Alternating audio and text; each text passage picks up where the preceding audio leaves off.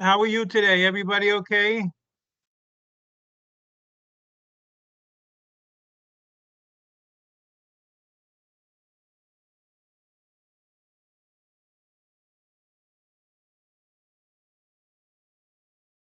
Jasmine, good morning.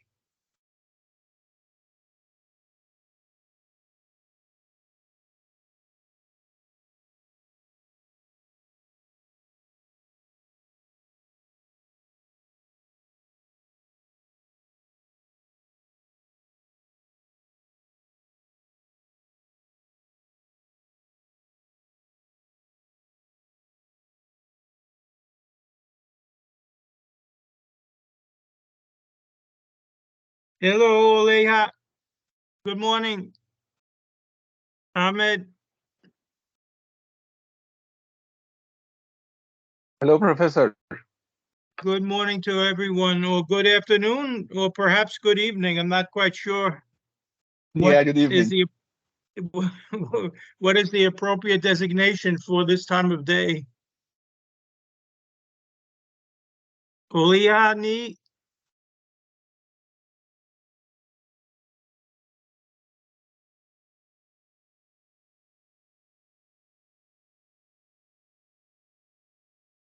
let's just wait a minute or two more and then we'll begin.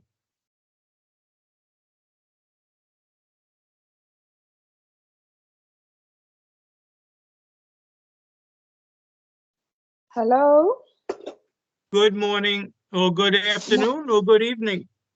it's evening this side. How have you been, Professor? Well, I've been okay. I have been traveling a bit. The holiday last week, Thanksgiving here, so we had a trip planned. So it's nice to be home as always, but in the absence of being home, your work accumulates. It's hard to do any. It's hard to do any work when you're away. Uh, but nevertheless, back to reality. Yes, and I'm so sorry I was bothering you when you were away, sending very long messages about my No, assignments. no, don't.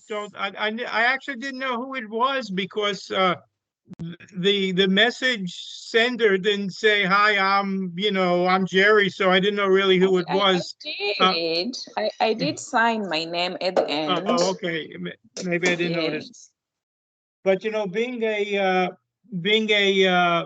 an instructor for really quite some time, you always accumulate. I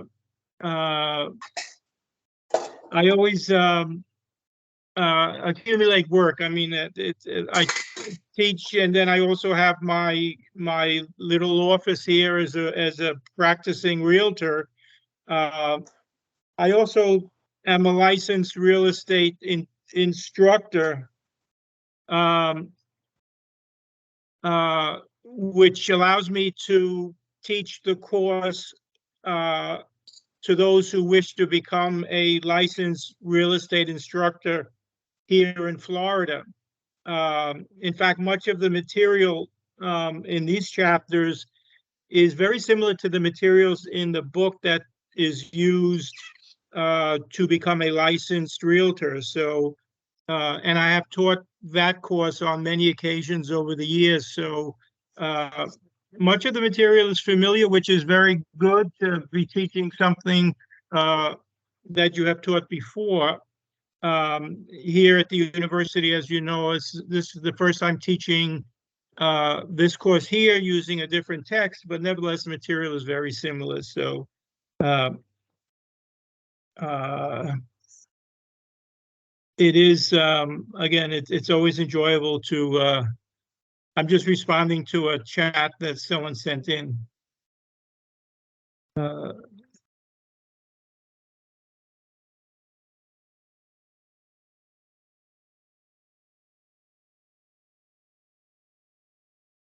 okay.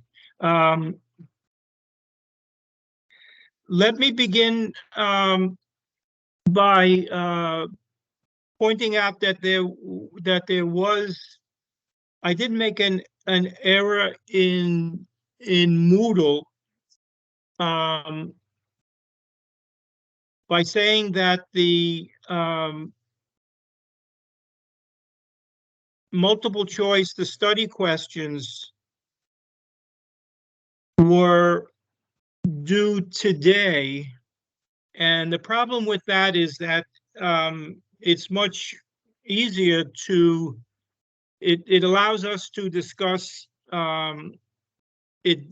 Okay, let me start again. It is early. Okay, the idea was that the assignment questions would be due on Tuesday, anytime Tuesday, so that we can discuss them on Wednesday. But this is my error entirely, but probably thinking of my trip the next day, which I left.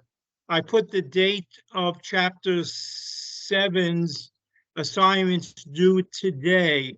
So there are a few students who have not submitted 7. So therefore, we can't discuss the answers today pending other students' submissions. So what I'll do is I'll send by chat the answers to the multiple choice questions tomorrow, so you'll have a chance to see them. But then at the end of today will be the deadline for submitting assignments for chapter 7. Okay, that's on me. The dates are a bit sometimes confusing since I'm thinking in advance. It's hard enough to think about what's going on at the moment, but to worry about what's going on next week is even more challenging. Okay, I also put in Moodle that we would discuss today chapters 8 and 9. But looking at the book's index, the chapter titles, it seemed more appropriate to keep subjects together. So therefore, today we'll just discuss chapter 8 and leave chapters 9 and 10 for next week, which discuss contracts, legal issues, rather than what we have been discussing last week and today, which is how to value properties. So again, trying to keep the subjects together. We'll only discuss chapter 8 today, and then 9 and 10 contract.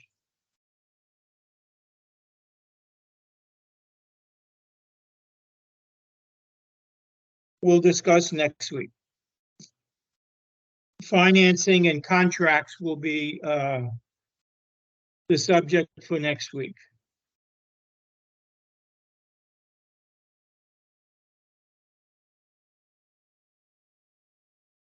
Okay.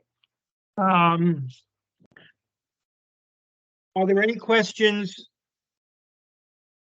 Yes, Professor. I missed. I didn't understand. So for the chapter 8, the multiple choice assignment, we still have time to do it, because I just saw it right now, to be honest. Okay. Well, chapter 8 is the chapter for today. Therefore, I would only ask you to submit the questions after we have discussed the chapter. So Yeah, therefore, the assignment corresponding to chapter 8 will be due next Tuesday, which would be I understand now. Thank you. December 5. Yeah, if we have everything in the day before class, then I'd correct them on Tuesday, and then we can go over them on Wednesday, the previous week's discussion, and then begin the new chapter on Wednesday. So today we'll go over 8, and then I was wanted to go over chapter 7's answers today, but I had mistakenly put today as the last day to submit. So there were a few students who did not submit yet. So we can't discuss them when some people have yet to submit them, and so that wouldn't be fair to those who have submitted No on issues, time Professor. anyway. Okay, No so we're issues. okay with, But okay, please open the assignment for chapter 8. right, so chapter 8's assignments will be due next Tuesday. Okay, but just for your information that it is already closed now. Chapter 8 is closed now, you're saying? Yes. Okay. There is no possible way to upload anything. Yes, okay, let me okay, let me see if I can get out. I hesitate to get out of Teams and not be able to get back in. I had trouble getting in. Let me correct that as soon as we finish today. So Okay. open chapter 8 assignment. So that should be due then on December, what did I say, December 3rd? Tuesday, December 3rd should be the last time for, no, what No, is saying, December 5. December 5. December 5, yes. Okay, let me Okay. correct that as soon as we finish. Thank you, Professor. Okay, so chapter 8 will be due next week. Okay, so chapter 8 is the subject for today, and therefore, based on our conversation today, you can submit 8 by next week. But chapter 7, which we discussed last week, I wanted to go over those assignments today, but having stated incorrectly it was due today, some haven't submitted it, so it would be unfair for those who have to release the answers and then have people submit them today. Okay, chapter 7 and 8, last week's assignment. Yes, Olia, you have something? Hello?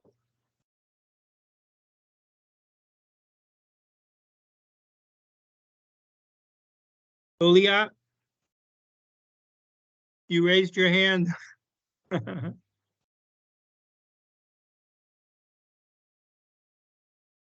Oh, hello. Yes. Yes, can you hear me?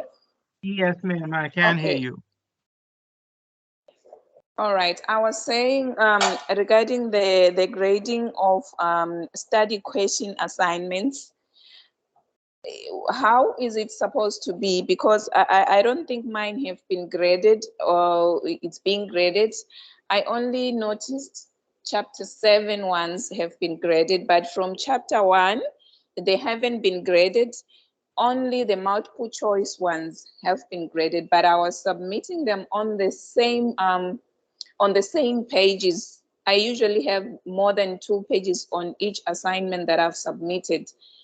So Yes. I don't know, are we supposed to complete the study questions just for any other purposes besides grading and having marks for it?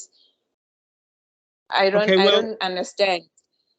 Okay, in what I'll do after we finish is I'll go back to the very beginning to see if I have missed any of your assignments. So as soon as we finish, I'll go back and check the assignments that you have submitted.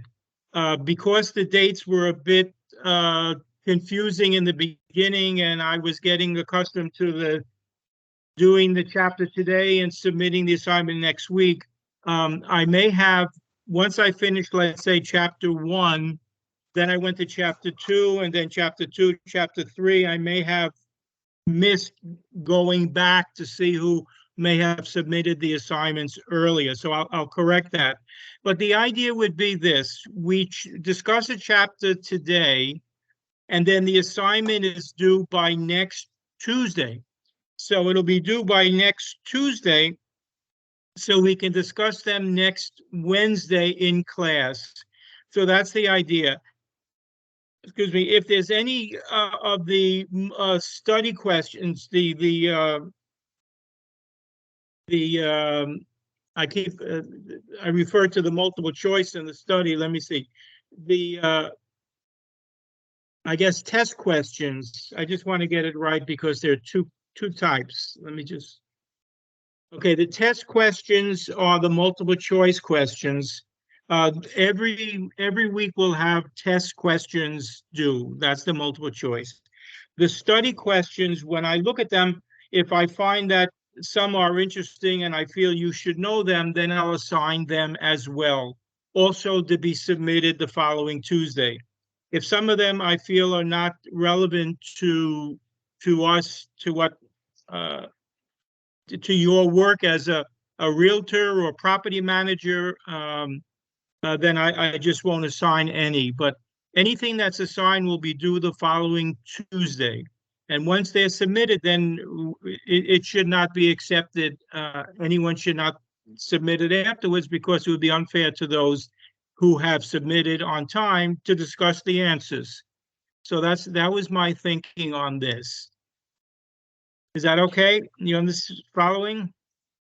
I am following, Professor. Thank you for that. But my my question was, on the assigned study questions that you were saying you saw them fit for us to attempt, I Yes. did attempt, and it was on the same page that had my multiple choice, as in page 1, page 2, 3, 4, 5, on the same PDF document.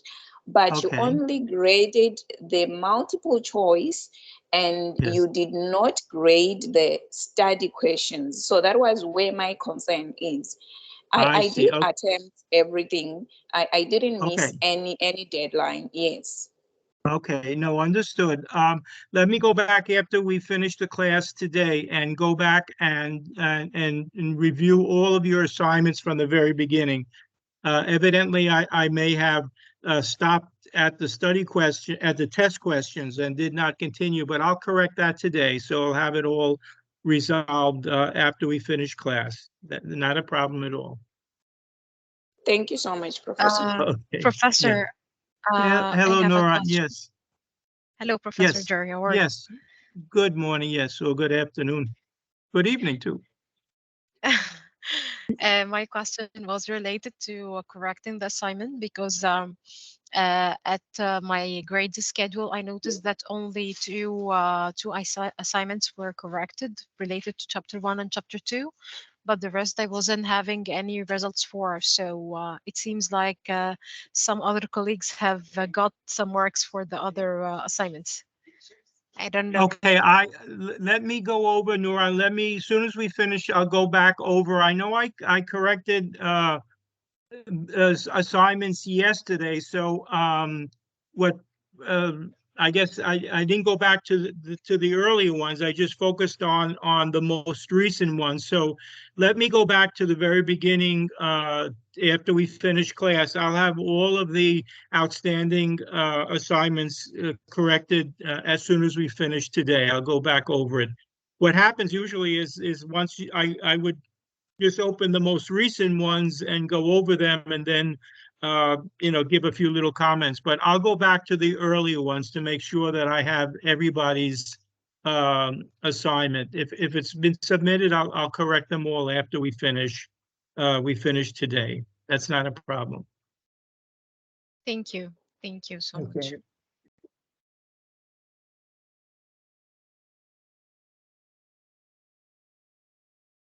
Okay.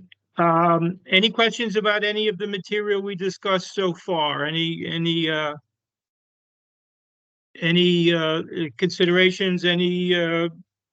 Anything of this material is relevant to you in your place of employment, or personally involved in real estate in some way? Okay. The PowerPoint presentation 8 should be in Moodle. Let me pull it up, and then we can begin going over it. Let's put today's chapter in context, and begin by saying that chapter 7 of last week and chapter 8 of today discuss one basic theme, and that is, how do we value a property? I mentioned last week that both appraisers and real estate agents, and anybody for that matter, can give an opinion about what a value a property is worth. for purposes of financing properties using federally protected agencies such as HUD, Housing and Urban Development. If a bank wants to give a lender a loan, official appraisals can only be done by licensed appraisers. A licensed appraiser here, I can only speak of where I am, the state of Florida, go through a course and then become a licensed appraiser. Similarly, if you would like to become a realtor, you take a course to become a pass the test by the state and become a realtor.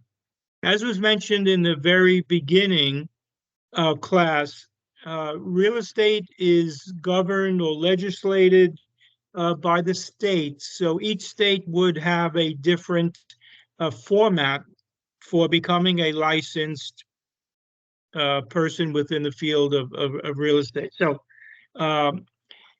if a bank, if some sort of federal institution, if anybody wants an official estimate of the value of a property, it can only be done by an appraiser, a licensed appraiser.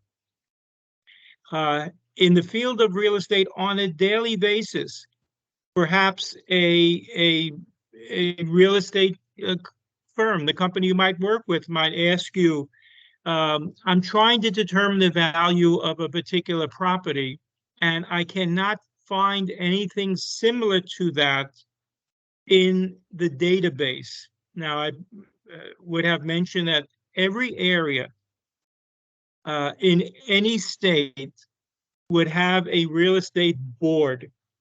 The area of Florida is divided into numerous real estate boards. Like I am a member of the Southwest Florida real estate boards. If you have any familiarity with Florida, on the west coast of Florida facing the Gulf, we begin with the area, the towns of Naples, Fort Myers, Sarasota, going all the way up to Tampa.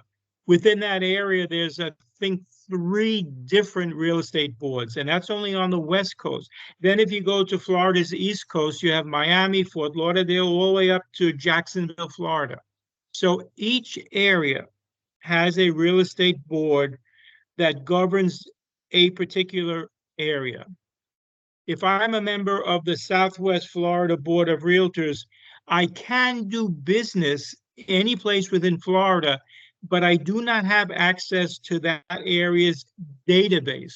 And that area's database is where I can determine the value of a particular property. So let's say my realtor or a client says, I saw this house in Jacksonville and I'm curious to know what it might be worth. I can give that person an estimate of what I feel a house in Jacksonville is worth. I cannot access their official database of houses, but I can provide him or her with an estimate. I can provide a company with an estimate. If someone wants to buy a particular property and says, can you give me an estimate of what this is worth? Now, there isn't a database for commercial properties, so the challenge to value a commercial property, especially if it is an income-producing property, is a bit of a challenge, and therefore, but a realtor can do that. Now, if someone wanted to buy a particular commercial property, but then wanted to apply for funding, for finance from a bank, then that person would have to go to an official appraiser to have that done, because that appraisal will then be submitted to the bank or some sort of government agency in order to get some funding. But just between perhaps someone curious as to what a value a property may be worth and the realtor can do that. So general appraisers do appraisals of properties that will be submitted for financing through a bank, through an agency, and therefore their expertise is what's called for. Anything between a a realtor and perhaps a client just curious about the value of something, whether it's commercial or residential, the realtor can do that and submit a piece of paper and say, this is what I think it's worth. But that person you're doing that appraisal for cannot take that property, that appraisal, and bring it to the bank. The bank will not accept it. The bank will say, sorry, this is not done by a general appraiser, so I need you to, if you want money to buy that property, have it appraised by an official appraiser. Okay. Appraisers have three options for appraising a property. One we call the sales approach, the other we call the cost approach, and the other we call the income approach. The sales and cost approach we discussed last week. The sales approach had to do with using the basic concept of assessing value of properties using the sales approach was to try to identify similar properties. Properties that had been sold recently, properties that have been listed on that real estate board's database. Now, property listed for sale does not mean that that is the value of the property. What that means, that is what the seller would like to receive for the sale of their property. It doesn't mean they're going to get it, but the seller feels this is what his property is worth. The cost approach has to do with the cost of building that property or that structure once again. So if I want to determine what the value of a property is using the cost approach, I would say, well, what is the value or cost of building it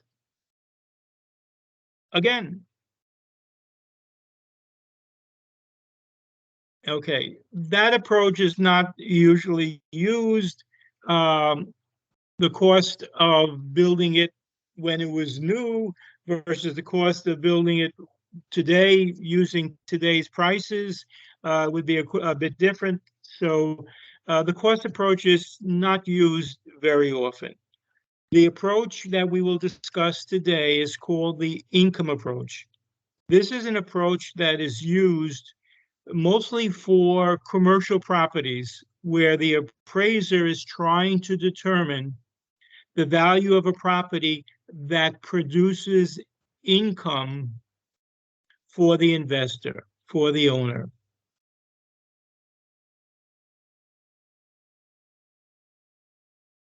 So we have three methods of determining of estimating the value of a property: the sales, the cost, and the income.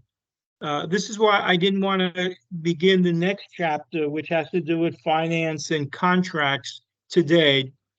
My thought was best to keep the chapters that are discussing the same subject together. And that's why we'll finish today with 8 and then begin next week with chapters 9 and 10. And again, keep similar themes together. Okay, in order to fully understand chapter 9 and chapter 8, we have to put on our hats as accountants. Accountants in the U.S. system of accounting. I say that only because some of you may be accountants or work in accounting, and in your location, the basics of accounting may be different. Of course, I cannot address the differences, and it's difficult enough for me to address the accounting part of chapter 8 since I am not an accountant.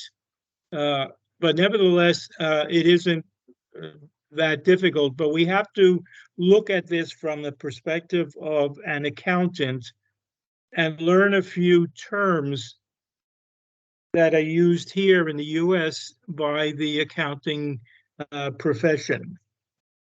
Okay, let's get started.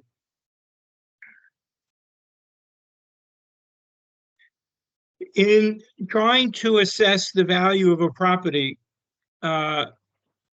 we can only assess more accurately the value of what we feel a property is worth today. So half the chapter is focusing on how do we assess the value of the property today. Looking toward the future, of course, no one really knows what the future will hold. No one knows the state of the economy moving forward. No one knows the level of interest rates moving forward. For us here in the US, with next year being an election year, it would be very difficult to anticipate the state of the economy moving forward in a time of I guess, of real significance as it is in the election, a presidential election. There is one method that attempts to incorporate future income streams, and that is called the discounted cash flow method. And that will be the second theme, the second major theme of chapter 8. So for the most part, though, we try to estimate the value of a property looking at it today. That's the first part. The second approach that we can use to estimate value of income producing properties is the discounted cash flow method. So we'll look a little bit later in the chapter on that. So we'll call the method in which you try to establish the value as it exists today, the income capitalization model. Okay, so the income capitalization model and the discounted cash flow model are the two principal models used to estimate income producing properties.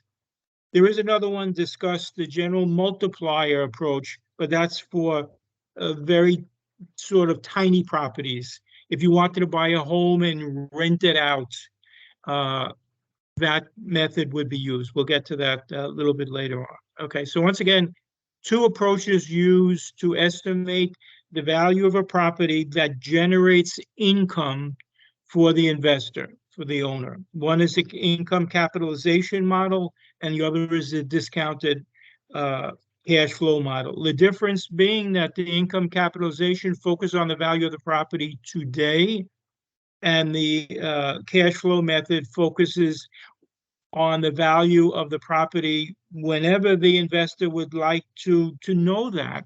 You could say, what would be the value of this property in 5 years from now? Or what would be the value of this property 10 years from now?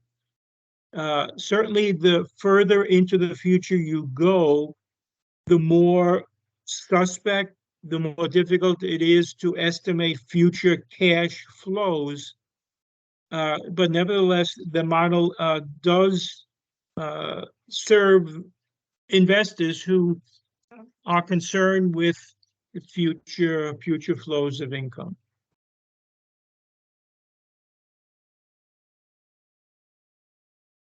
Here we are, the two approaches, the direct capitalization and the expected cash flows.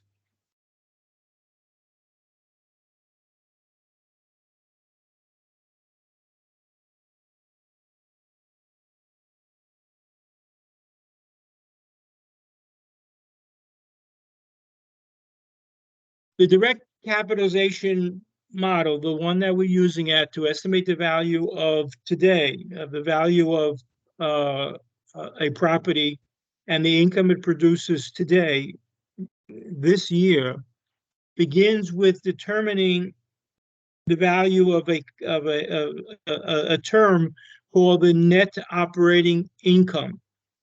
The net operating income, NOI, is the figure we use that serves as the basis for determining the value of a property.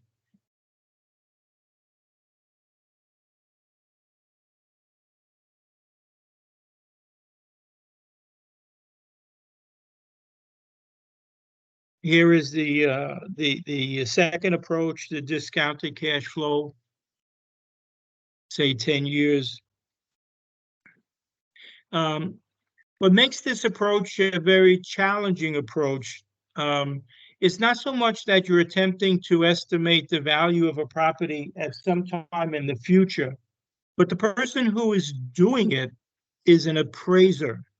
Unless the appraiser asks or and pays for a consultant, a financial consultant, an economist perhaps, to do this, then it is a bit challenging for an appraiser to do this, since an appraiser may not have any financial or economic background or a true understanding of economic principles.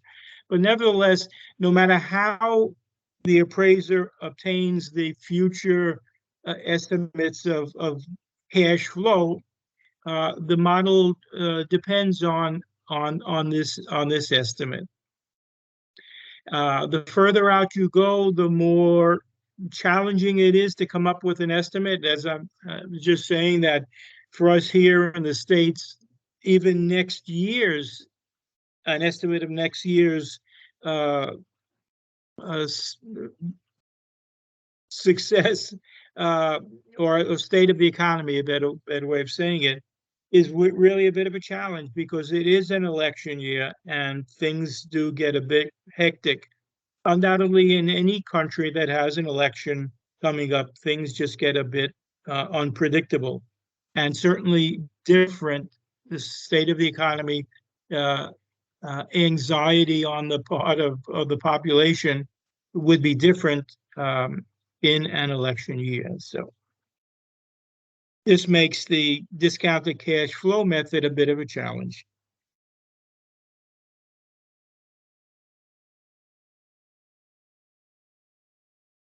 Okay, this last point is what I was attempting to say, is an appraiser trying to think like a typical investor. And now an appraiser can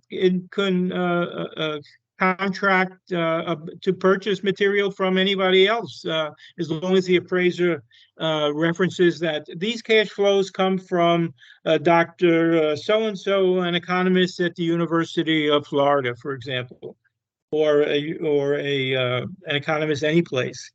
And so the appraiser is free to use material that he or she can obtain from someone else, as long as if you're using someone else's material, that you reference it and you state to the reader or the person receiving the appraisal where this data is coming from. So there's no problem in using someone else's data. But for the appraiser to try to estimate future cash flows going as far out as 10 years would be quite a bit of a challenge for anybody.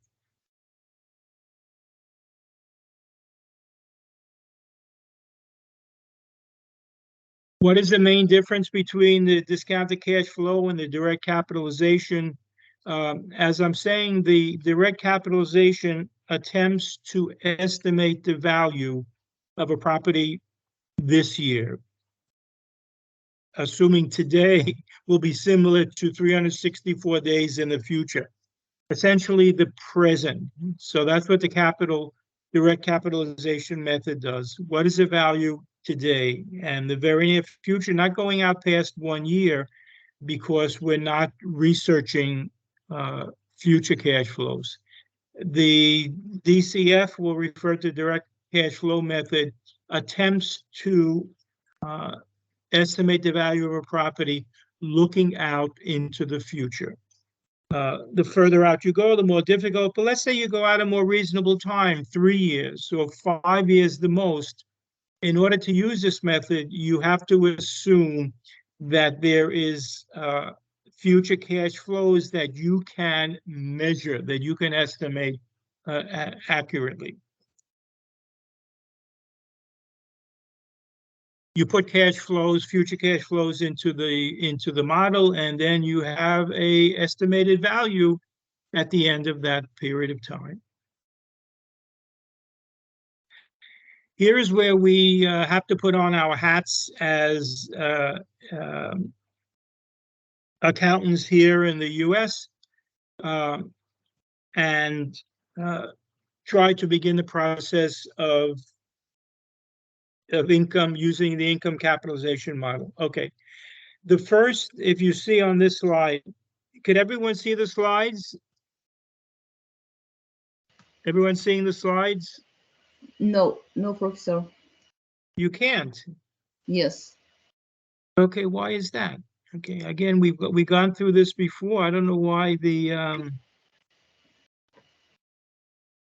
why this is such a challenge to see the slides.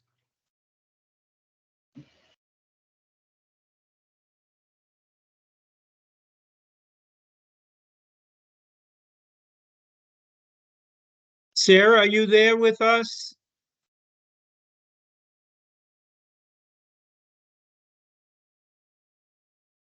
I think she's not here.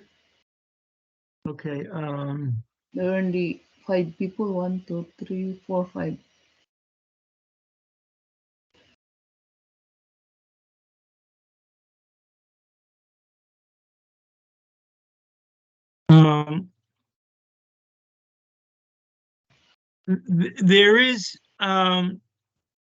there is a copy of the slides in Moodle. I always leave that one for you. If you have an opportunity to open that other file,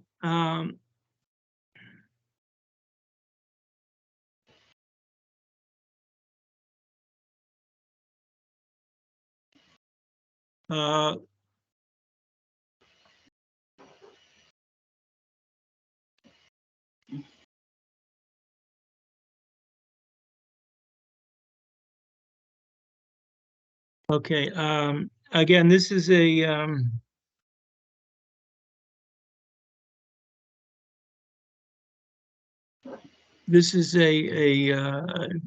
an issue. I don't know exactly how to resolve this.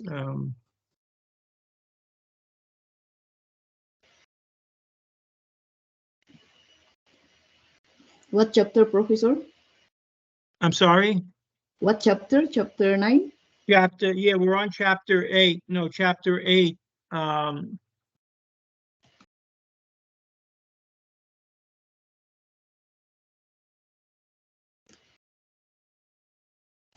just don't know why I can't seem to well, now I've lost the I've lost the let me bring it up again. I don't know what happened.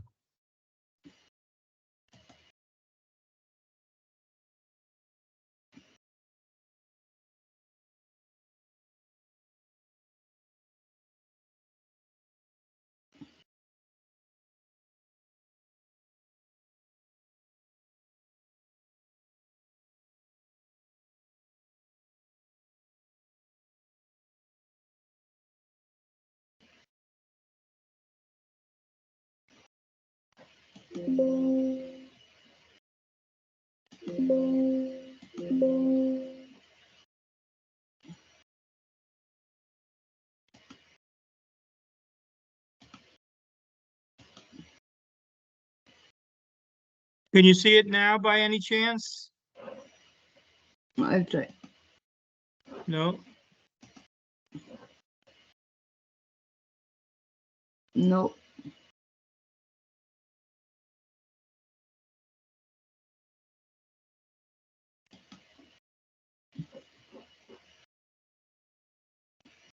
There's a share. Maybe can you, Professor? Can you? Yeah, There's a share.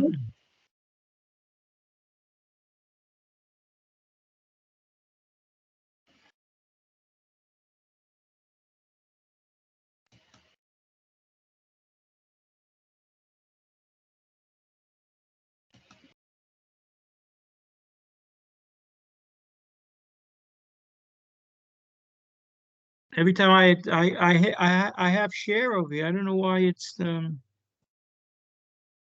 all right.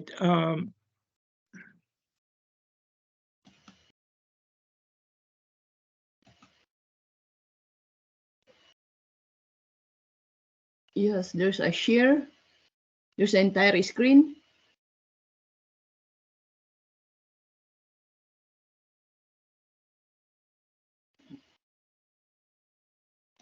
Okay, I have share here. Again, it's right above it's right above the slide over here. It says share. It's lit. It's in red. Share this document and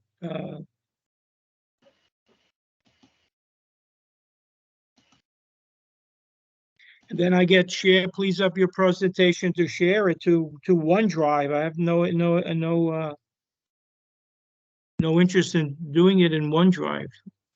No, entire. There's a when you click that share, there's a Chrome tab, window, enter share. Okay. Professor, Yes. you shouldn't share from the slides. You are sharing from Teams, From where? not the slide. Teams, the Teams itself.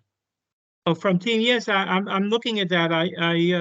It says share content, presenter mode, content only. Exactly. Yes, there is a screen, there is window, like this, right?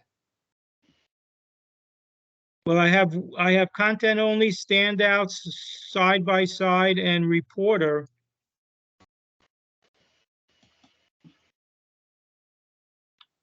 You are sharing from the Teams, not from the PowerPoint, right? Yes, I know. I'm back in theme, but when I hit share, I don't see anything that's happening. I don't know what for. No, when you are on our page on Teams, Yeah. okay, there is a button for share. If you press it, okay, it will give you a small window, which is Yes. share content, presenter mode, then screen and window. Yes. And So which is the appropriate? I have if content. if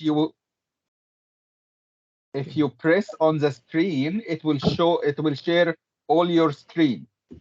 If you select window, yes, now, okay, now minimize this page, minimize Teams, okay, and maximize the PowerPoint. Okay.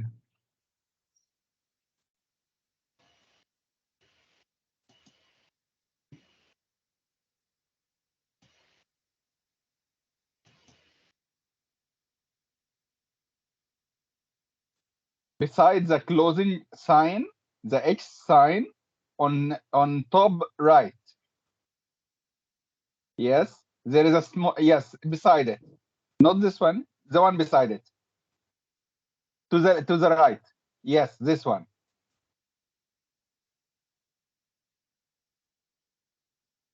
Okay, can you see it? Yes, we can see it. Okay. Well, thank you for your help. I'll take this out. I don't think we need. No issue.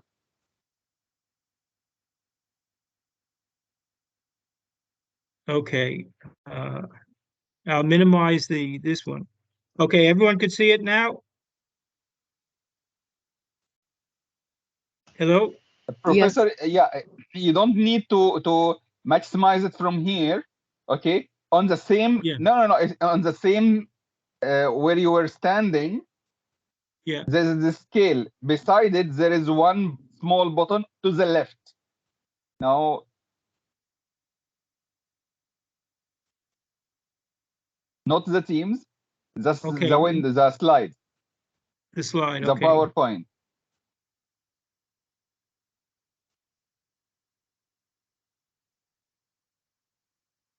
Okay, that's fine. Yes. Okay, everyone can see it? Yes, I can see it. Okay, well, thank you again. All right, let me go quickly through the, let's go quickly through the slides, the ones that I've gone over. Okay, we have two approaches to estimating. I know I've said it, but at least you could see it. The income capitalization model is the approach used to estimate the value of a property now or over the next year, assuming that today's value won't be much different from looking into the future in the short term. Beginning now into next year would not be appropriate because next year, as I was saying, is an election year. Okay.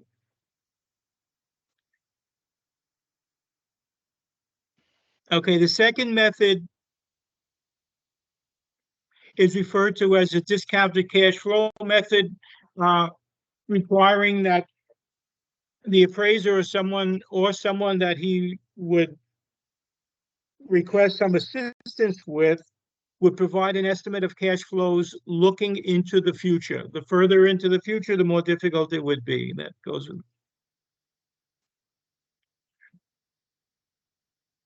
Okay, here's where I had stopped. In order to use the income capitalization approach, we begin with a generalized accounting statement. This is Exhibit 8.1. We begin with a term called the potential gross income.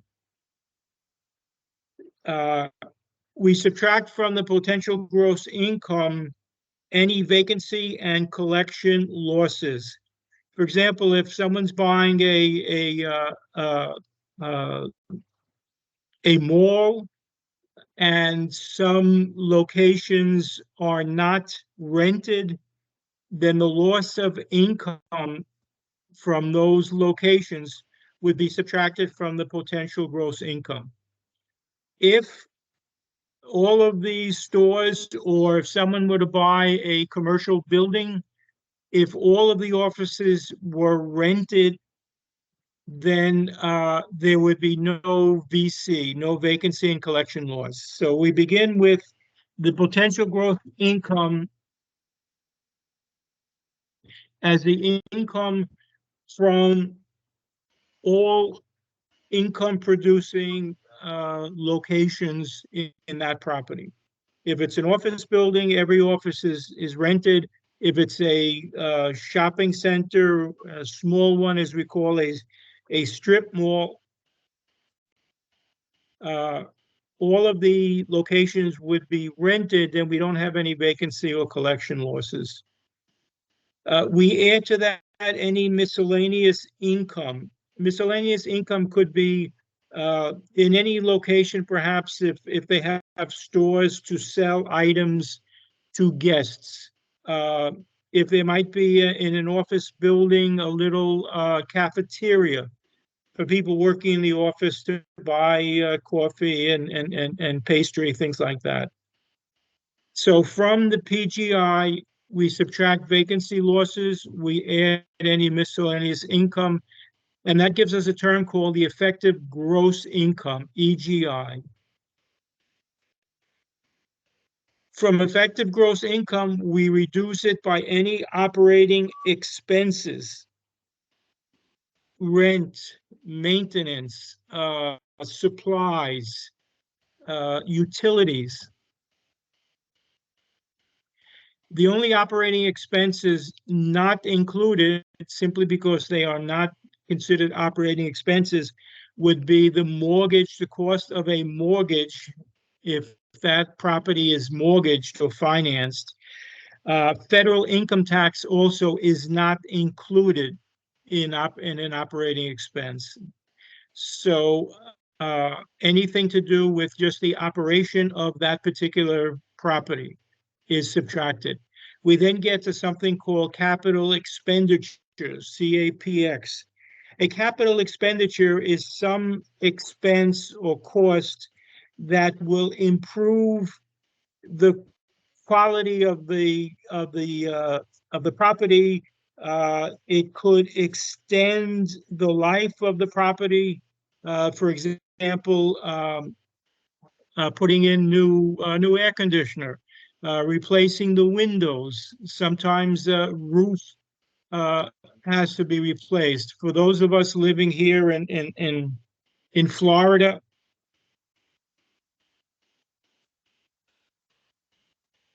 with the presence of hurricanes over the warm month, sometimes severe damage can occur to a property. So the same way it can occur to a residential property, the damage can also be caused to a commercial property. In fact, it might be more likely in severe bad weather for commercial properties to be severely damaged because they aren't constructed the same way as residential properties are, especially if some of these properties are old before codes have changed. It's likely that the materials used were not the best materials, and damages caused by earthquakes, heaven forbid, by severe weather seems to affect commercial properties more. But that's simply an observation.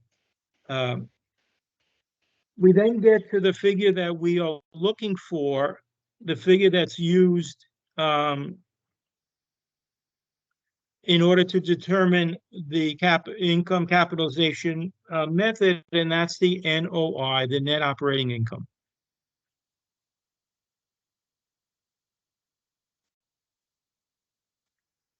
Okay, the text provides us with an example. A property consists of 8 suites, 3 on the first. Okay, rents. Rent is increased 3% every year. The vacancy losses are approximately 10%. Operating expenses, capital expenditures, expected hold period 5 years. Some leases will expire. How will that be handled? Let's go through the example. Let's see what we get.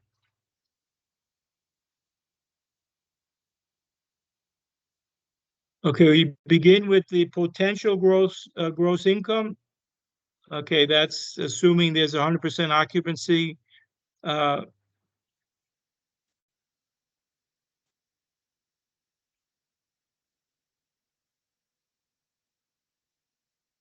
Okay, this would give us, as you could see, 2 suites of 1,000 square feet, 1 suite at 2,000, second floor 5. The income that would generate would give us a potential gross income of 180,000.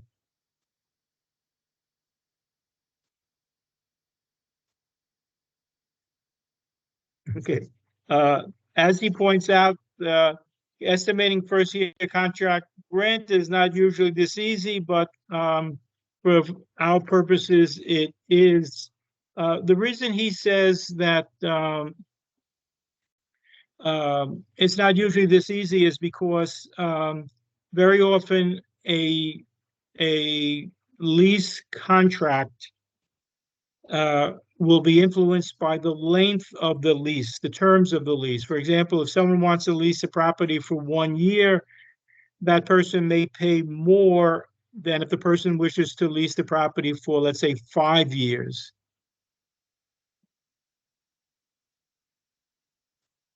So that's undoubtedly what he means over there.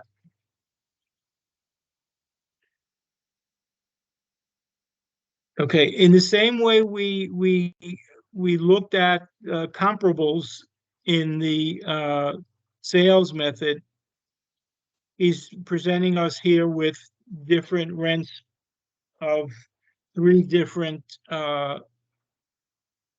properties, similar properties.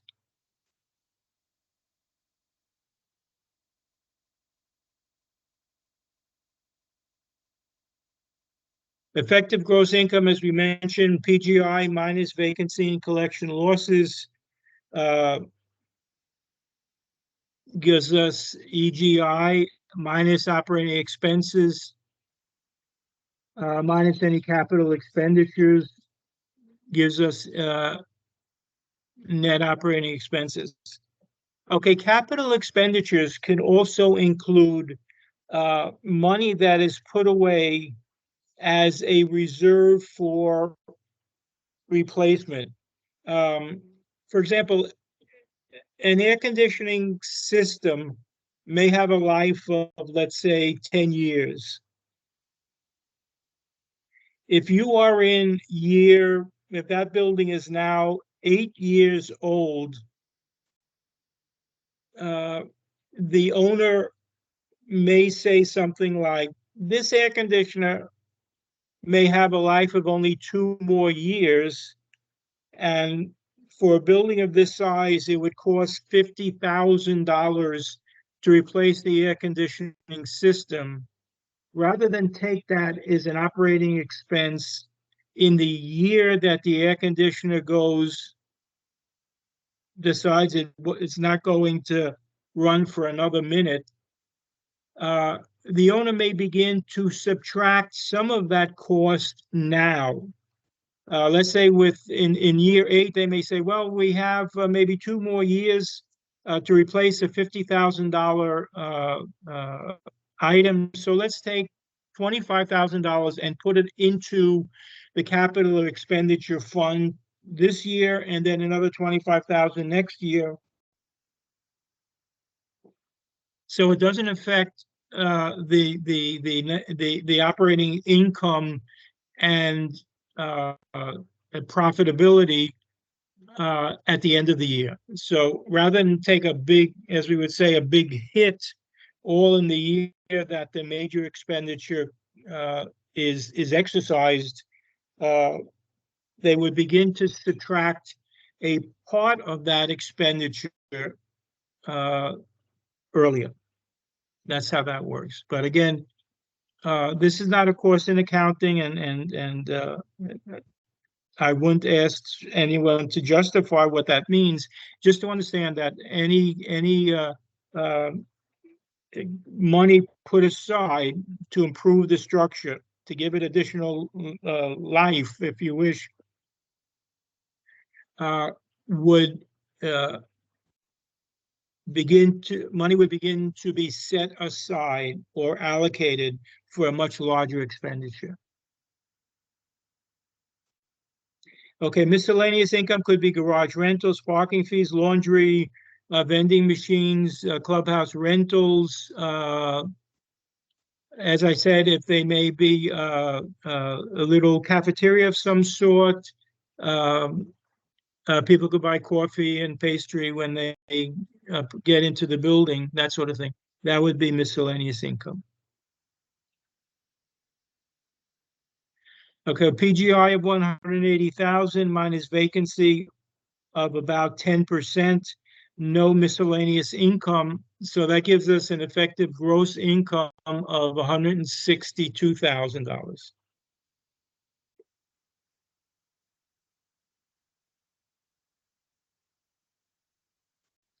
This slide takes a look at the operating expenses, ordinary and regular expenditures necessary to keep a property functioning, expenses that do not vary. Okay, fixed expenses, variable expenses. For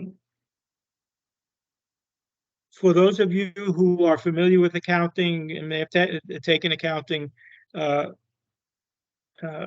is no difficulty in understanding the differences between the two types of expenses. Fixed expenses are expenses that do not vary in the short run. What would be an example of a fixed expense? That would be the rent that someone pays over, let's say, a 12-month period. That expense becomes a fixed expense. What is a variable expense would be an expense that does vary with time. If you are renting an office or renting an apartment within a building, in most cases, the tenant would pay for the utilities by themselves. They would pay for the electricity. They would pay for the water, at least here in Florida. Now, those expenses would vary because of the amount of electricity and the amount of water that is used each month. So that's a variable expense. It should be pointed out that it's often problematic to say an expense is always fixed or variable, because it actually could change. You'd have to look at it carefully. For example, a variable cost such as utilities, such as water or electricity. In many cases, a commercial property or a residential property is rented with the electricity and the water included in the rent. And what would happen would be the owner or the agent representing the owner, when the prices for the rentals were calculated, they would say something like this: if a person rented a 1,000 square foot office and had the lights on 24 hours a day, that would produce an electric bill of, let's say, $100 a month.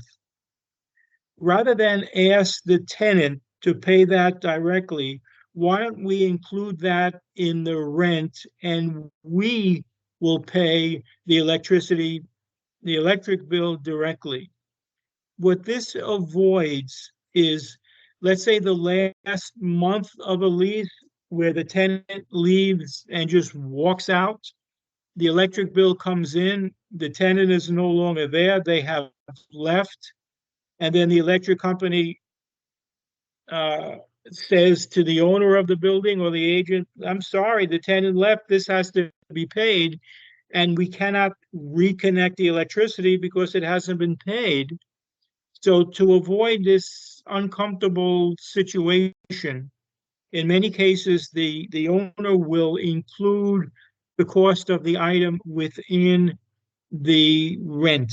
It then becomes a fixed cost because the occupant, the renter, will be paying essentially the rent and the utilities together, and that doesn't vary.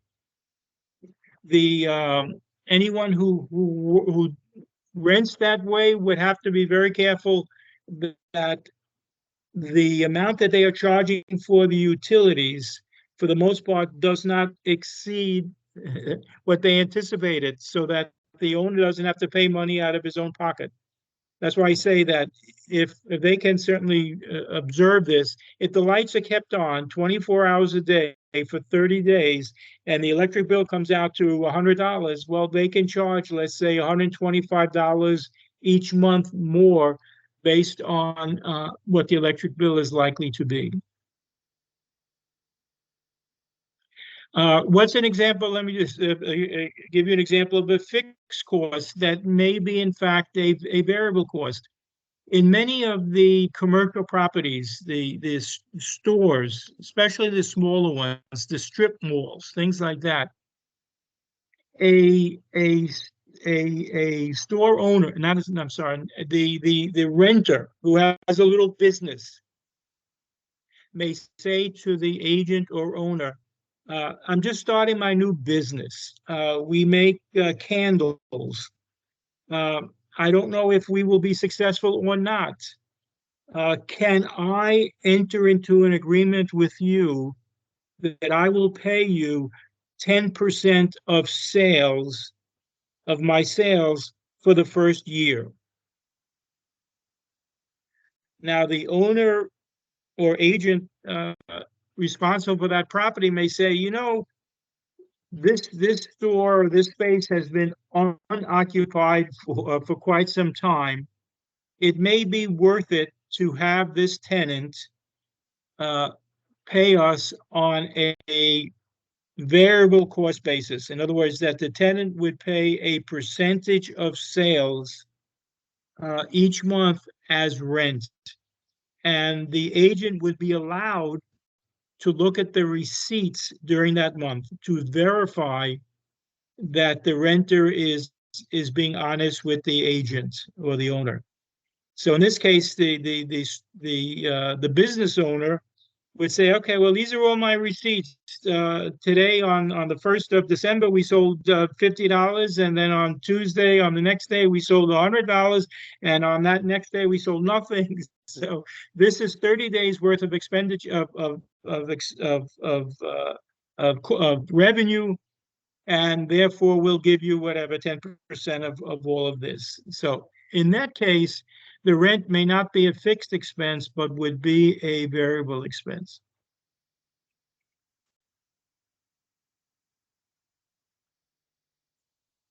Okay.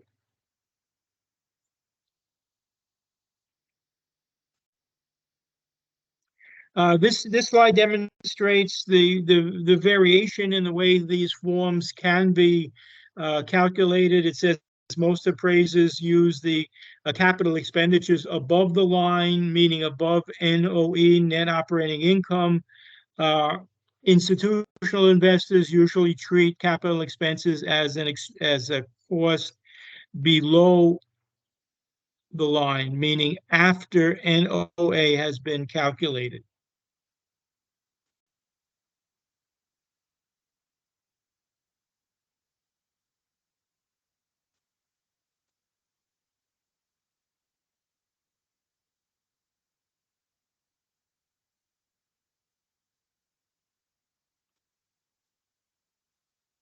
Okay, this is an example of pro forma statement, Exhibit 8.4 for the next 12 months.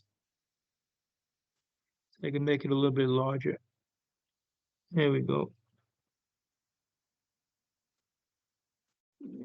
Potential gross income of PGI 180,000. Estimated vacancy losses were 10%, giving us effective gross income of 162,000. Less operating expenses. Now, I mentioned before taxes, but I said federal income taxes, not real estate taxes. Federal income taxes do not appear in the list of expenses, nor do you see mortgage cost as well. So fixed expenses of 25,100, variable expenses of 39,000, giving us $64,800. $4,900 was put away as a reserve for capital expenditures, meaning that this money is being used or saved for the possible replacement of something major. Tenant improvements to be paid by the owner. Okay, improvements in the rental units, the offices that had to be improved, giving us a 8,100 cost, and subtracting everything, we will get then net operating income of $89,100.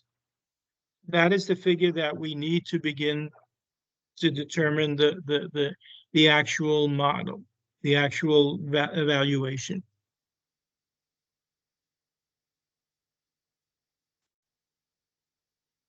Here's where you can get some information on costs. The Institute of Real Estate Management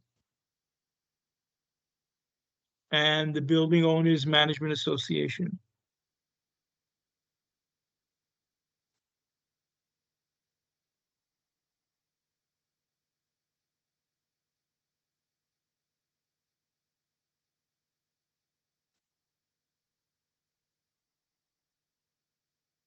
Okay, NOI is a property's dividend.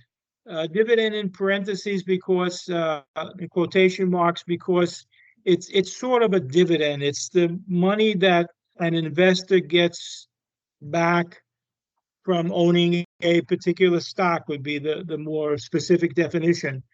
But simply because we're not talking about the purchase of stocks and bonds. Bonds would be interest, but stocks,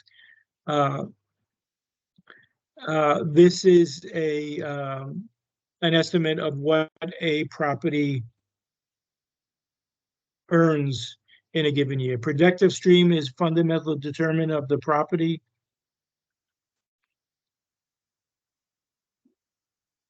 Okay, the NOI, as I mentioned, will service after that the mortgage debt. Okay.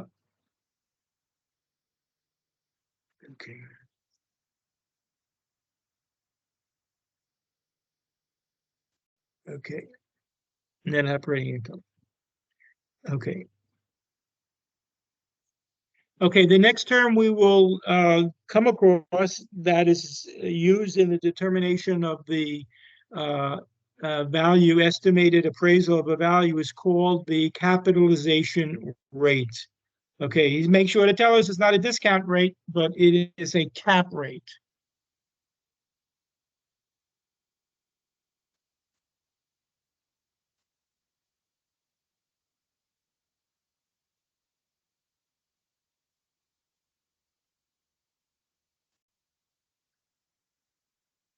Okay, this is the way it's used.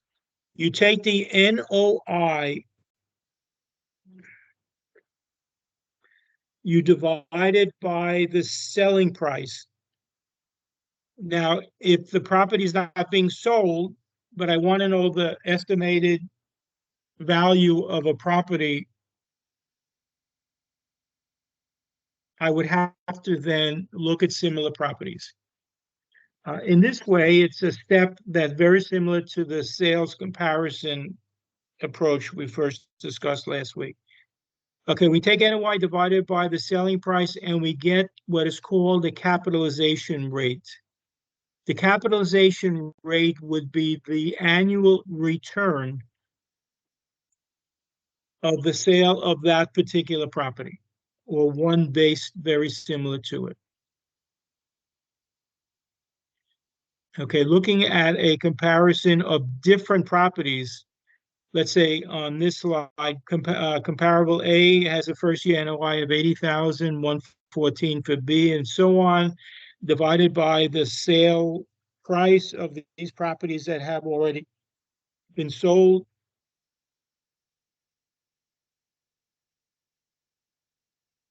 These would be the cap rates of each of these sold properties. So here the appraiser is giving an estimated annual return of 8%, 8.4% to be precise.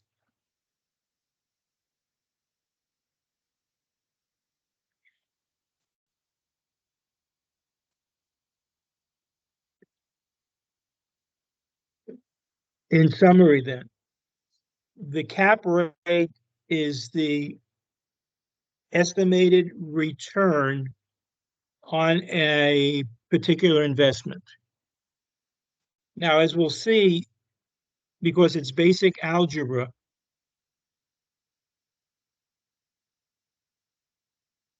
let me go back. If I had NOI on the numerator, selling price in the denominator, I can calculate the cap rate. If I took, if someone said, what is the estimated return? In this case, let's say 8%. Okay. Now, if someone were to say, if I wanted to earn 8% on my investment, what would be the approximate price of a property that I would have to pay? Therefore, if you put R in the denominator and put selling price over here, then by dividing the net operating income by the anticipated rate of return, you could estimate what a property that is returning, let's say 8%, should sell for. So you can manipulate these variables. It's just, again, basic algebra.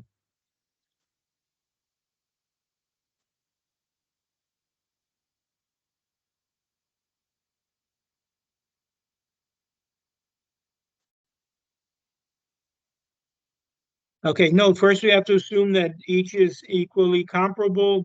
From where do you obtain?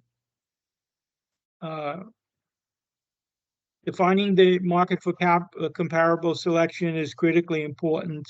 Non-disclosure states would be states that do not put this information in their databases. As you can see, that determining the value of a commercial property or an income producing property, I should say income producing because it can also be a property. You buy a home and want to rent it out. So this would not be the method used if you wanted to buy a particular home and say, if I buy this home and I can rent it, I could earn some money. And so this really isn't used for that. We'll see in a second the method used for very small properties. But in the case of residential properties, it is much easier. First of all, residential properties have the database called the multiple listing service. In each of the real estate boards has one. Okay, number two is that there are many communities in which the houses are exactly the same as one another. It could be even a few hundred homes in a community are the same, or it could be condominiums. It could be a few hundred of them that they're all the same. If they're not the same, at least a part of them may be the same. For example, you have a 20-story building, apartment 101 would be the first apartment on the first floor. Whatever that configuration is or floor plan, it's the same as 201, 301, 401, 2001. Let's say it's 1 bedroom, 1 bath, and that's it, 800 square feet. And then go up to 2001, it's the same apartment. Now 102 could be 2 bedrooms and 1 bath. Okay, 202, 302, 302, 402, up to 2002 are going to be the same floor plan. Now, is 2001 the same value as 101? No, because people often prefer the higher elevations for the better viewing, the better sights. But nevertheless, the units are the same. So in that building, there are 20 units of each size that are the same. So regardless of how many units there are in the building, all of the, refer to them as lines, are the same. So that way, in the case of residential properties, attempting to estimate the value is much easier, whatever method you use, the sales method or the cost method, but most likely the sales method, because you're not going to say, what is the cost of building this apartment building again? That really doesn't make a lot of sense. Okay, this is the other use of the cap rate, as I just said. If I said this is the NOI, 89,000, and I said I'm looking for a property in which I can earn 8% on my investment, what would be the estimated value of the property I would buy? In this case, by moving the cap rate into the denominator, I can estimate that a property that will produce an 8%, a little more than 8% return, we would have to pay $1,061,000 more or less.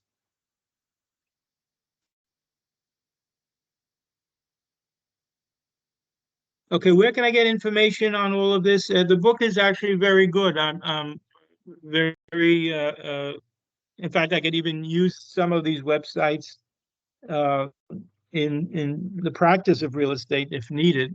And the ones that the book mentioned earlier, it's a very good feature. Okay, and summarizing the important points of the cap rates, direct capitalization uses only the first year, but we are assuming in using this method, we're assuming that the capitalization, the cap rates, will essentially reflect all future cash flows.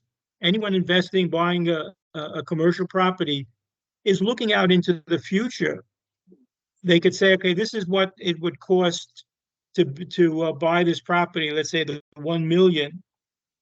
Okay, but no one knows if next year real estate values don't go down in value. Next year that building is worth 900,000. Or conversely, things could be very good next year, and that building, the owner, the buyer paid 1 million in change, is now worth 1,300,000. So they have made a bit of a profit if they wish to sell. So essentially, we're estimating the first year return, but sort of mentally projecting that will be the same return moving out.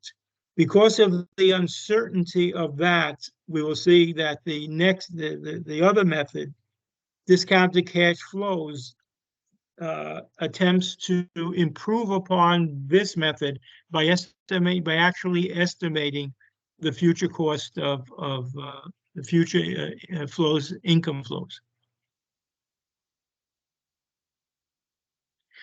This one gives us an historical view of the cap rates for 3 types of property: an office, regional malls, and apartments.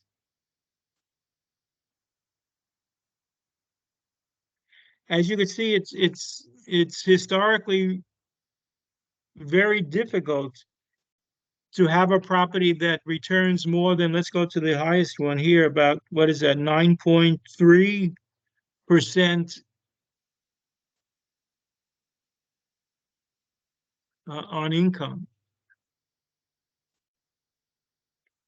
Moving towards the latest year, what is that, 2019, Q1. Okay, the office building would be the best investment at about maybe 6.3% return.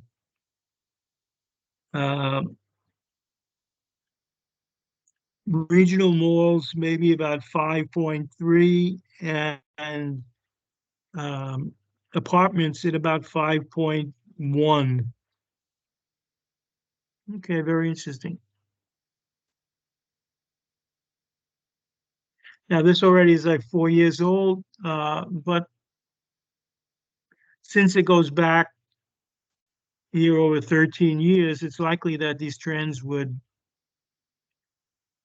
not change substantially. Okay, summarizing all of this again, purchase price, NOI, sale price.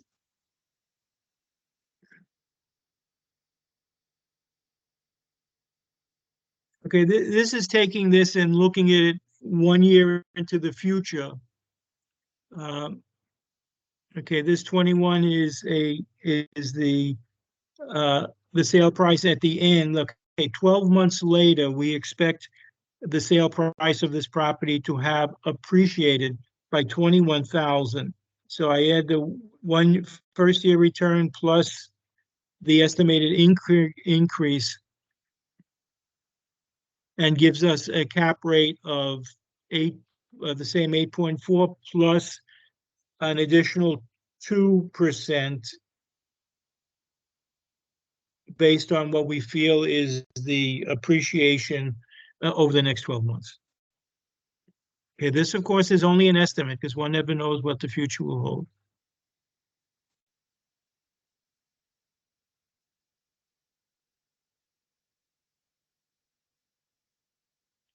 Okay, what do we do if we have a small investment? You want to buy as I'm saying, a single family home, or you'd like to buy someone's condo. Down here in Florida, many people come down to escape their winter and come down and rent here in Florida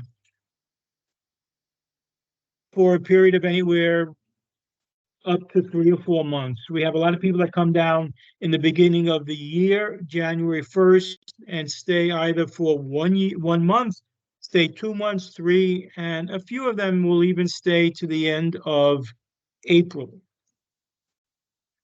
And then they go home. We refer to them affectionately as snowbirds. Okay, snowbirds are people who do not own property. We would like them to buy property as realtors. And some do decide, I really kind of like Florida and I like the warm weather. So maybe we ought to buy a property. So when we come down, we don't have to rent and we can come down whenever we want. And also we can give the keys to friends or family, and they can come down and enjoy some time in sunny Florida. So if you wanted to buy a home or a condo,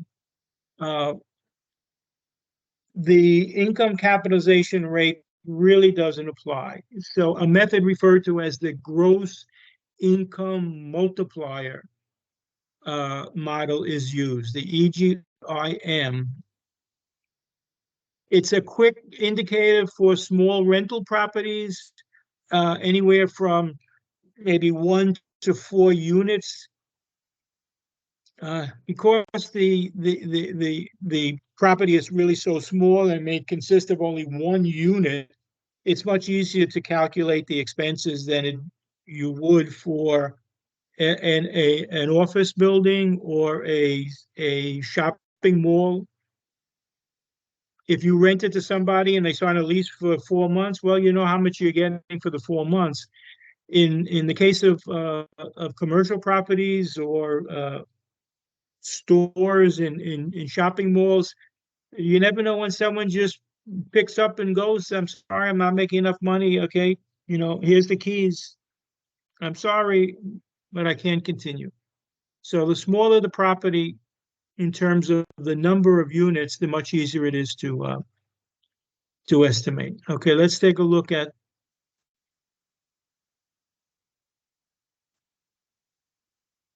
oops.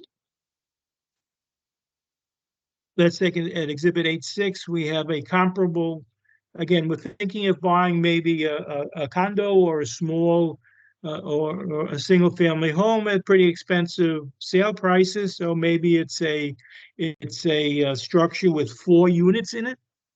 Okay, recent sale price, 1,444,000, 1,001,904.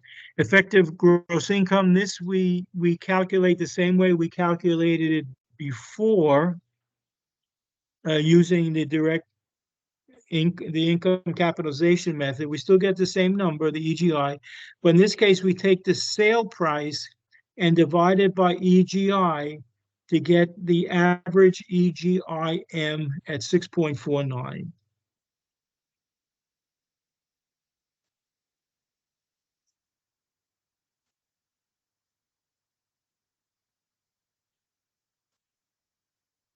Okay.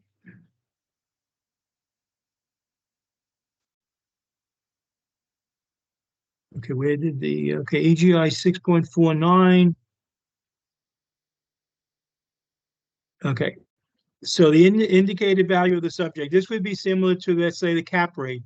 The average EGIM is 6.49 would be similar to the cap rate. Then we take it by multiplying by the EGI of 162. The EGI of 162 is not a number here, so it is the average of these 3 comparables. We multiply it by 162 and we get $1,051,380 should be the approximate cost of buying that particular property.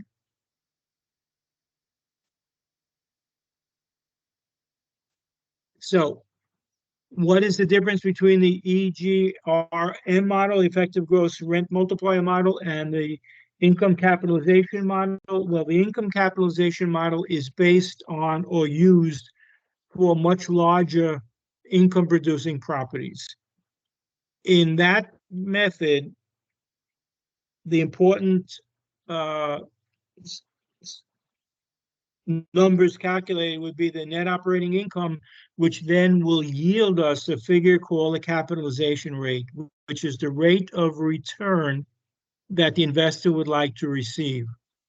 In the EGIM method, we don't rely on the net operating income, but we rely on the effective gross income, dividing the sale price by the EGI, then gives us an average EGIM, or without it, if you didn't have any comparables, it would still give you an EGI. It didn't have to be the average of 3. Multiply that by the EGI effective gross income gives you the value of the property that you would be expected to pay. Anything more than that would not be as good as an investment. Anything less than that would be a better investment. Okay, inadequate data on comparable sales due to what makes this method a bit difficult, because very often each resident, each renter may be paying something different. As I mentioned earlier today, that the terms of the lease are often affected by the length of the lease. Meaning if you rent for 1 year, you would probably be paying less than if you rented for 5 years. So as he points out, at $40 per square foot, that may expire in the next 12 months, whereas current rental rates are $45 per square foot. So it's a bit of a challenge to come up with the, oops, where'd that come from?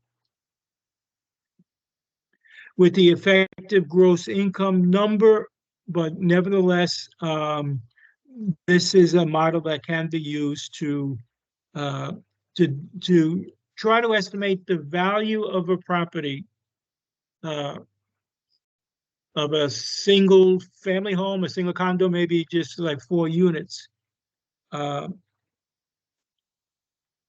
the case of small properties like that. Very often what someone, let's go back over here and say, well, this value should be $1.5 million. If you were part of the market or observed this market in Florida last year, you would see that people were paying way above what that value would be, because they were anticipating future appreciation of their properties. Why is an interesting question. Many of us attribute the sudden rise in the value of properties due to COVID, that people isolating in cold weather locations would say something like, you know, rather than isolate in a cold weather climate, why not isolate in Florida, where during the warmer weather, or whenever it may be, the weather is in the 70s, 80s, or 90s. What we have down here in Florida is a number of locations where you can dine outside because the weather is really so pleasant. And even during COVID, dining outside was not affected very much. People were just simply sitting outside, so they weren't in such direct contact with one another. So we attribute the sudden rise in property values to in part to COVID, where people were paying much more than what the property was listed at. It was just remarkable.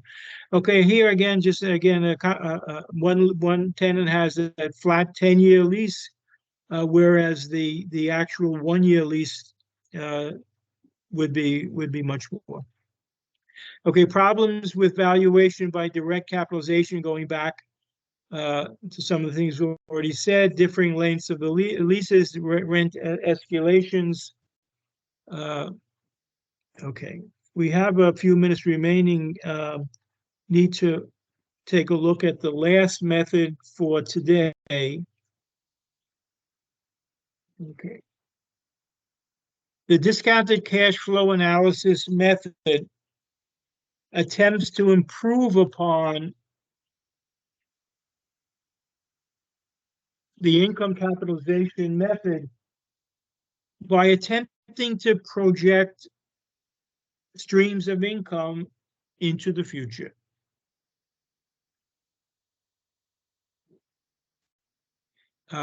Getting back to comments that I made earlier, that it is very difficult to do that. It might be even more difficult to do that for an appraiser who does not have any financial or economic experience. When you take the appraiser test, you want to be an appraiser, you don't have to demonstrate that you have an MBA in finance or economics. So this is a bit of a challenge, but then it can be overcome by having an appraiser ask a financial or economic consultant to prepare this for you. So that can be overcome. But nevertheless, the challenge is looking out into the future and trying to anticipate what the future may hold. Okay, here we see 6 years looking into the future. The potential gross income, that's the total income to be received minus any vacancy collection losses, giving us an EGI. Operating expenses are estimated to be this. Capital expenditure are estimated to be these values, giving us an NOI on the following line. So in contrast to the income capitalization rate, what we do here is take the sale price at the end of the 5th year, which is where the potential buyer wanted his or her estimate. Okay, the end of the 5th year is moving into the 6th year, I guess. Okay, we take that number, we divide it by the cap rate of 0.0875, which is a required assumption based on these numbers. We then get an approximate market value of 1,000,018 for the acquired property to be acquired. RT is the terminal going out slightly higher than RO. The RO would be at the end of the 1st year. RT would be out 5 years, really going in at the end of 5 years, going into year 6. He's using that number.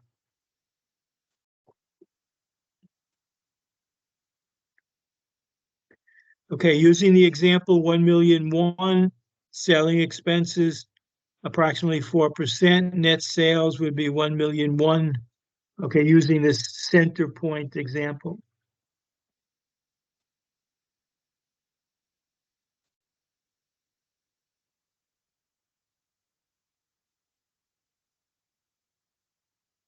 Another example here, the net OI from the previous exhibit, the net sales proceeds, total cash flow, present value of 1,000,006.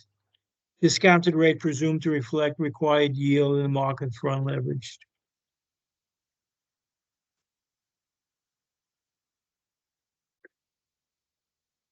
Here he's putting some weights on indicated values from the income approach.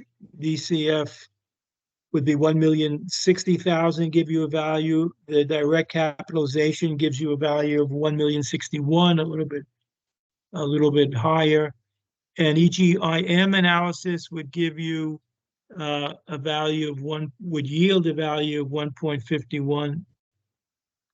The cost approach, assuming you were going to build the building again, which sounds kind of silly, but it's included here.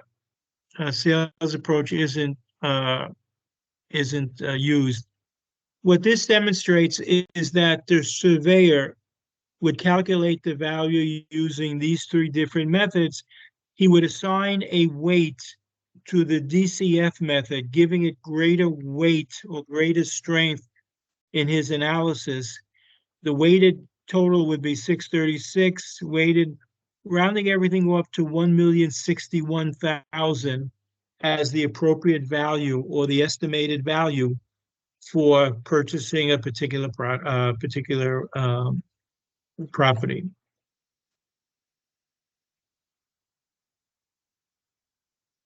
Okay, so what's better?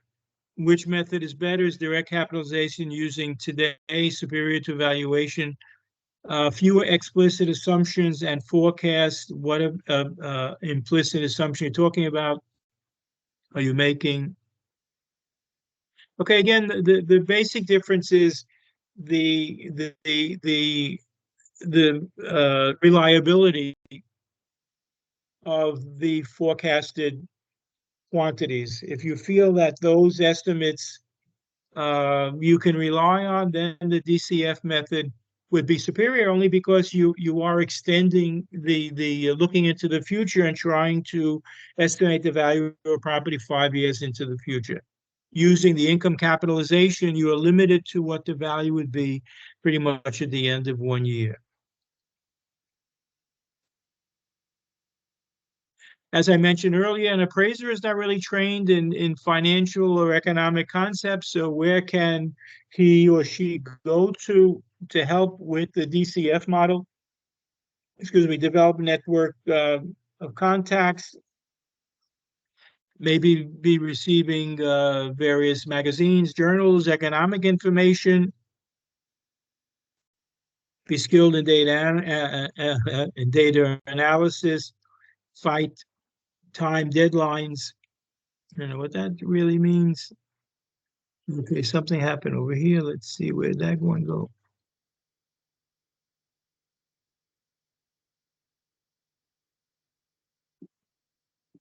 Oh, that was the appendix. That's what it was.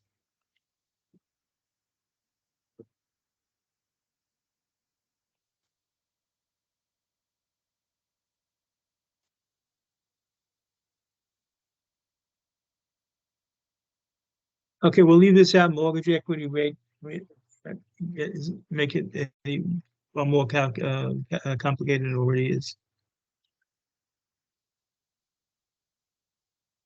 Okay. Okay, we'll leave it at that. Are there any questions? Certainly, when you review it in greater detail, you may have any questions, just email me, or it's easier, of course, if you, I do check the email a few times a day, but if any comment requires any explanation, to email it to me rather than use the app. Once again, I have a few things I'm going to attend to right now. As soon as we finish, I have to change the closing date for Chapter 8, these assignments, to December 5th, which would be next Tuesday. I also have to check for Olia and Nora any outstanding assignments they have that have not been corrected. Okay, any questions, anything that needs to be spoken of before we go? Professor, I don't know if you received my assignment, because there's no mark on it, or I don't know. Okay, I'll check again. I'll check all of the assignments going back to the first one as soon as we finish. I'll go back and see what else is out there, and I'll correct it. So everything should be up to date within an hour, I guess, of closing today. Next week on Moodle we have. Okay, let me just be sure that okay, next Wednesday, which would be the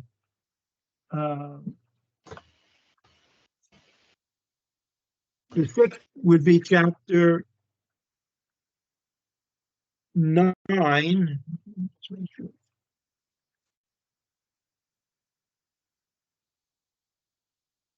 Okay, Chapter 9 for next week on the 6th. And then as we start getting a little bit closer to the midterm, I know we started late, and we still pick up again with 2 chapters a week. I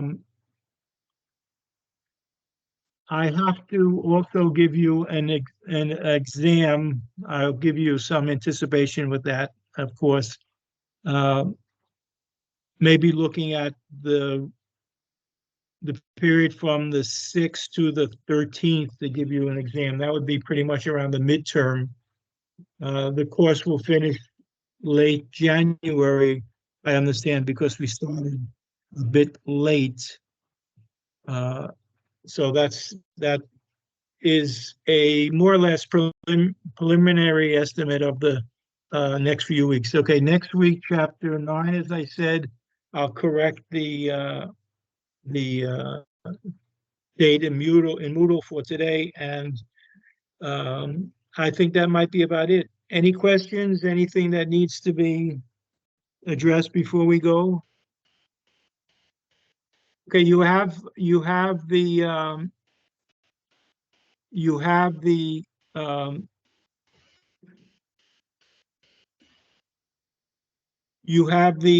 PowerPoints in Moodle. So if you'd like to review them, then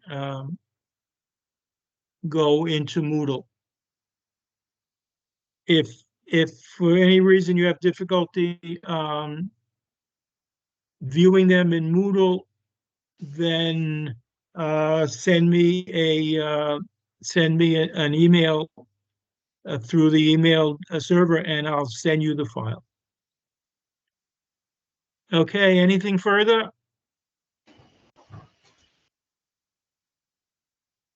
Okay, then I wish you a very pleasant week, and we'll resume then next Wednesday. Bye, Thank you, bye, Professor. Professor, and thank you.